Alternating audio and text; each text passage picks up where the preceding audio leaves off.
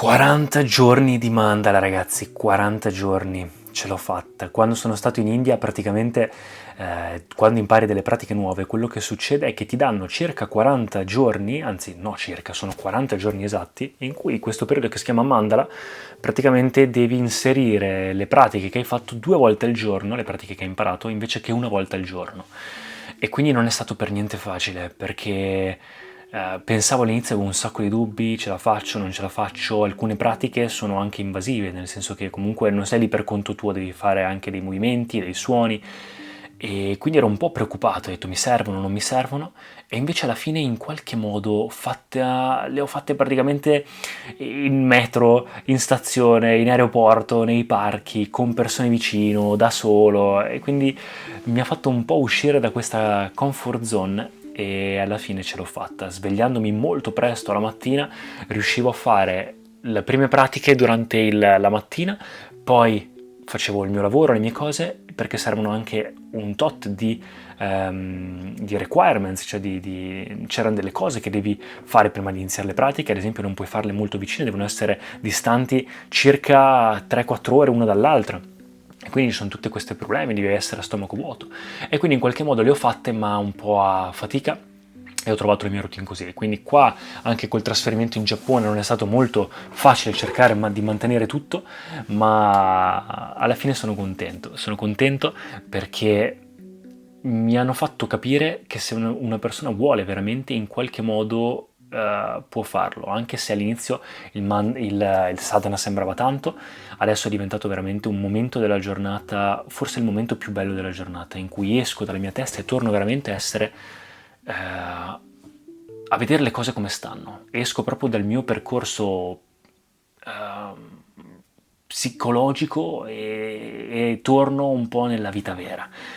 Quindi è un momento in cui, a parte, vabbè, Shunya, che comunque è una delle pratiche che ho imparato, è incredibile, ti fa veramente, non posso dire esattamente quello che succede perché rovinerei anche per voi se un giorno volete farla le cose, ma quando sono stato in India ho fatto questi due corsi, come vi ho fatto vedere nei vlog precedenti, Baba Spandana e Shunya, e in Shunya ti insegnano queste tre pratiche.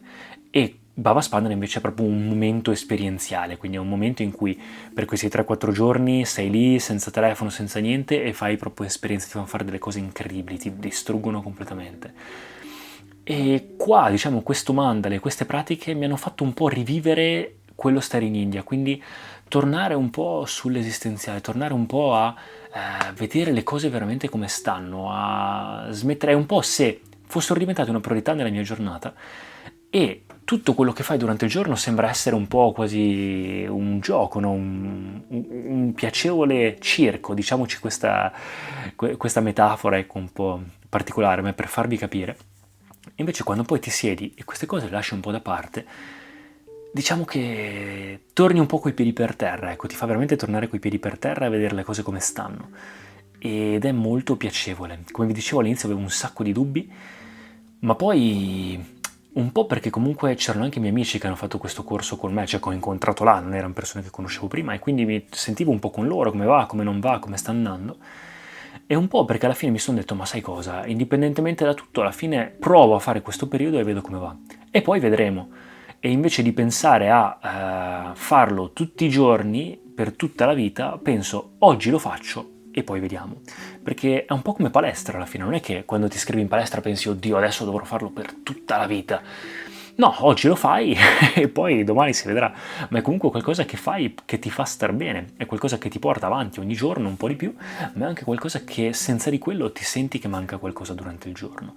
E quindi mi sono detto, se voglio comunque fare il mio percorso interiore e voglio raggiungere determinate esperienze anche dentro di me, alla fine è da anni che lo faccio, ma queste pratiche così avanzate mi mettevano un po' di ansia il fatto di doverle fare per così tanto tempo, sono un po' invasive.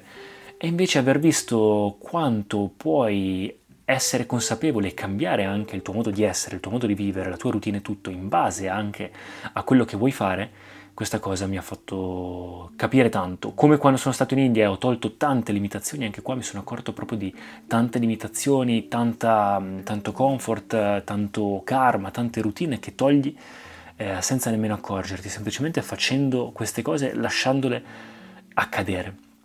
Quindi a livello di benefici secondo me ci vuole ancora un po' di tempo, ma soprattutto una delle due pratiche la sto sentendo tantissimo, è veramente incredibile. Shambhavi a confronto, Shambhavi è un po' più, diciamo che è quasi una cosa che stabilizza, ecco, mentre queste sembrano quasi un po' dei passi avanti ed è bello che non diventi esperto di queste pratiche, sono cose che comunque si fanno ogni giorno e ogni giorno è un po' la prendi come una cosa nuova, quindi diventa veramente un po' una novità ogni giorno e sei anche curioso di che cosa succede, di che cosa accade dentro di te, di come fai esperienza e ti fanno proprio tornare nella vita vera invece che nella tua testa, nelle tue cose. E quindi dopo aver visto che il sadhana è qualcosa che deve essere comunque qualcosa che ti porta a uscire dalle tue limitazioni, no? Quel muro che è un po' fatto da te, deve un po' abbattersi, quindi se non ti spinge un po' non ha neanche senso farlo. Ho capito di volerlo provare e intanto mi sta dando soddisfazioni. Quindi ce l'ho fatta. Tra l'altro sono contento perché in realtà per assurdo tanti ragazzi che ho incontrato e con cui mi sono poi sentito come è andata, praticamente tutti mi hanno detto che in qualche modo non ce l'hanno fatta a tenere il mandala.